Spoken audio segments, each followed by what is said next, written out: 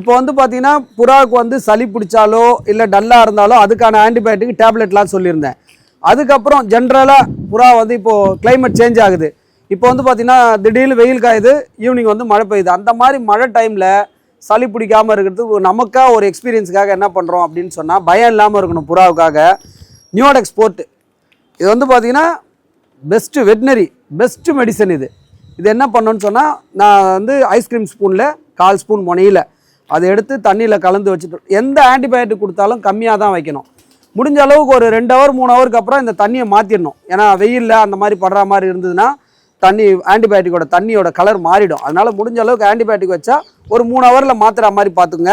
நியோடெக்ஸ் board வந்து சளி இந்த மாதிரிலாம் இல்லாமல், அதாவது லாஃப்ட்டில் எல்லாத்துக்கும் வைக்கணும், ஒரு புறாக்கு சளி இருக்குது மற்றதுக்கு வந்துடுமோ அப்படின்ற ஒரு பயம் இருக்க மாதிரி இருந்தால் இந்த நியோடெக்ஸ் போர்ட் ஒரு 3 நாள் தொடர்ச்சியாக வச்சா ஓகே.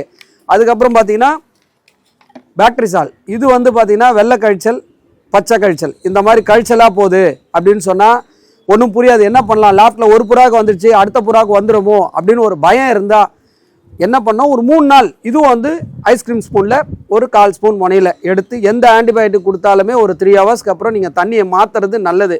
சில லாஃப்ட்டில் வந்து பார்த்தீங்கன்னா வெயில் படுற மாதிரி இருக்கும். வெயில் படுற மாதிரி இருந்தால் 1 ஹவர்லேயே தண்ணியோட கலர்லாம் மாறிடும். அதனால் முடிஞ்ச அளவுக்கு 2 ஹவர்ஸ் 3 ஹவர்ஸில் வந்து தண்ணி மாற்றி வைங்க. இல்லை சப்போஸ் ஈவினிங் டைம் இருக்குது அப்படின்னா ஈவினிங்கே நீங்கள் லைட்டாக இதை கலந்து வைக்கலாம். எந்த ஆன்டிபயோட்டிக்குமே கொடுத்தாலே கம்மியாக கொடுக்குறது தான் ரொம்ப நல்லது. இது வெள்ளை கழிச்சல் பச்சை கழிச்சல் இதெல்லாம் வந்து என் லாஃப்ட்டில் நான் யூஸ் பண்ணுறது, அதை தான் நான் சொல்லிகிட்டு இருக்கேன்.